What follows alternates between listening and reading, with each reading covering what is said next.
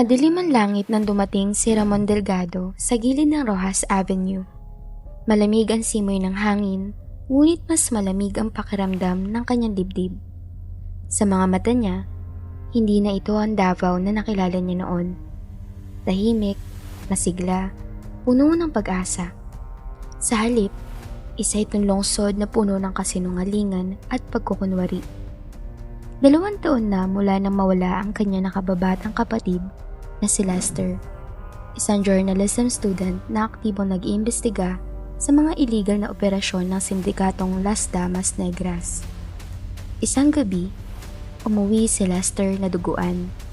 May mga sugat sa mukha at bago pa man siya madala sa ospital, binawian na siya ng buhay. Hanggang ngayon, walang hustisyang nakamit. Nasa loob ng kanyang maliit na kwarto si Ramon. Tinititigan ang lumang larawan nila ng kapatid.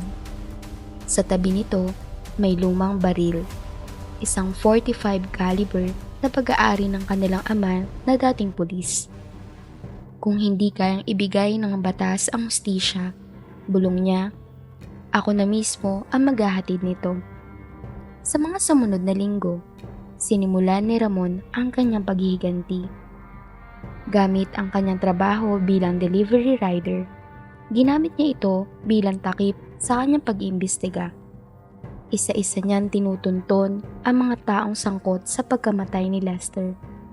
Sa tulong ng isang matandang impormante na kilala bilang Mang Igo, nalaman niya na ang utak ng operasyon ay si Councilor Rafael Lim, isang respetadong politiko na may lihim na koneksyon sa sindikato. Delikado yan, Mon, babala ni Mang Igo habang nasa karinderya sila malapit sa Bangkehoran. Ang mga tao ni Lim hindi basta-basta. Kapag nagkamali ka ng hakbang, hindi lang ikaw ang mawawala, pati ang mga mahal mo. Wala na akong pamilya, Mang Igo, sagot ni Ramon. Malamig ang tono. Ang natitira na lang sa akin ay ang hustisya. April 3, 2022. Isang gabi sa Boulevard, tiniktikan ni Ramon ang isa sa mga tauhan ni Lim, si Troy Abanes, kilalang bagman. Nakita niyang lumabas ito sa isang bar, lasing at may hawak na sobre ng pera. Sinundan niya ito hanggang sa isang madilim na eskinita. Hoy, sino ka? Sigaw ni Troy nang maramdaman ang presensya ni Ramon. Hindi na siya nakasagot. Sa loob ng ilang segundo, 2 putok ang umalingaw-ngaw. Duguan si Troy, nakahandusay sa semento, habang si Ramon ay mabilis na naglakad palayo, parang walang nangyari. Sa unang pagkakataon, naramdaman niya ang kakaibang saya, hindi ng tagumpay, kundi ng paghihiganti. Ngunit habang dumarami ang biktima, mas lalo siyang nauubos. Hindi na siya makatulog. Ang bawat putok ng baril ay parang sumasabog sa kanyang konsensya. Dumating pa sa punto na iniiwasan siya ng mga kaibigan at maging ang kasintahan niyang si Clara. Isang nurse ay hindi na makilala ang lalaking minahal niya. Hindi mo na siya mababalik, Moon, luhaang sabi ni Clara. Hindi mo mabubura ang sakit sa pamamagitan ng dugo. Kung hindi ko gagawin, sino? Tugon ni Ramon. Ang batas? Bulag sila. Lumipas sa mga buwan at tuluyan nang nagkahiwalay ang dalawa. Naiwan si Ramon sa kadiliman, ngunit may kakaibang liwanag na nagsimulang magningning. Hindi mula sa paghihiganti, kundi sa gusto niyang itama ang sistema. October 2022. Habang nagtatago sa Kalinan Street, nakilala ni Ramon ang isang dating pari na si Padre Mateo. Isang gabi, nadatnan siya nitong duguan at sugatan matapos makipagbarilan sa tauhan ni Lim. Sa halip na isumbong, pinagamot siya ng pari.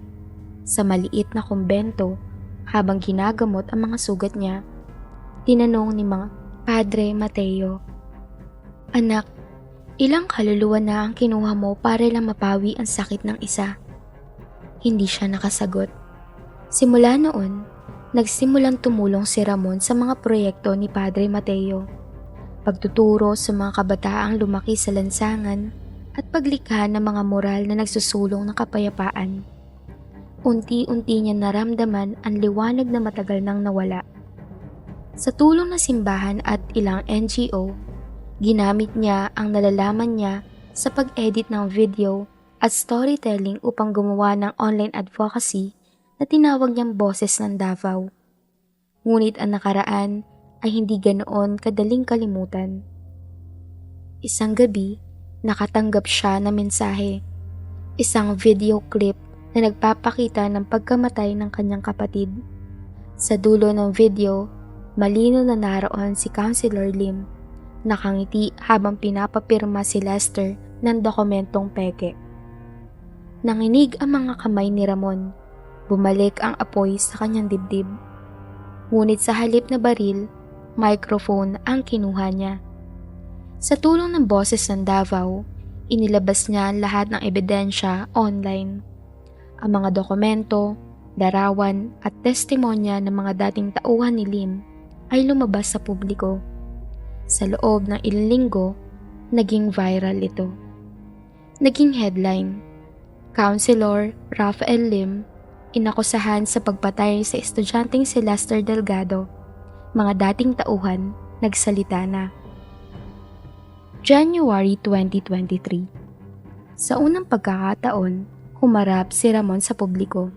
Sa harap ng Davao City Hall, sa gitna ng mga media at estudyante, nagsalita siya bilang isang dating kriminal na nagsisisi at ngayon tagapagsalita ng katotohanan.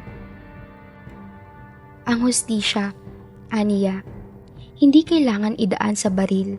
Minsan, mas malakas ang boses kaysa bala. Tinulungan siya ng lokal na pamahalaan na makapagpatuloy ng advokasya at kalaunan ay nabigyan siya ng pagkakataon magtrabaho bilang community leader sa Davao Peace Council. Sa mga dingding ng syudad, makikita ang mga moral na may mga katagang. Ang dugo ng nakaraan ay maaaring maging binhi ng pagbabago. March 2025. 3 taon matapos ang lahat, nakatayo si Ramon sa harap ng bagong youth center na itinayo sa buhangin. Sa kanyang tabi, si Clara, muling bumalik. Ngayon ay isa ng volunteer nurse para sa mga kabataan. Habang nagbubukas sila ng proyekto, lumapit ang isang batang lalaki at nagtanong, Sir Ramon, totoo po ba dati kayong masama? Ngumiti siya. Totoo, pero mas totoo na kaya nating magbago. Dahil minsan, kailangan dumanas ng dilim para matutong pahalagahan ang liwanag. Sa sandaling iyon, bumuhos ang ulan. At sa halip na dugo, pag-asa ang bumaba sa lupa ng Davao. Noong December 2025, nahatulan ng habang buhay na pagkakakulong si Rafael Lim at ang kanyang sindikato. Ang Boses ng Davao ay lumawak sa buong Mindanao. Tinutulungan ang mga kabataang naligaw ng landas. At si Ramon Delgado, na minsan lumakad sa daan ng dugo, ay naging simbolo ng pagbabagong tunay. Sa kanyang libro na pinamagatang Lunas ng Dugo, isang kwento ng pagbangon, isinulat niya, ang paghihiganti ay apoy na sumusunog sa lahat, pero ang kapatawaran ay apoy na nagbibigay liwanag.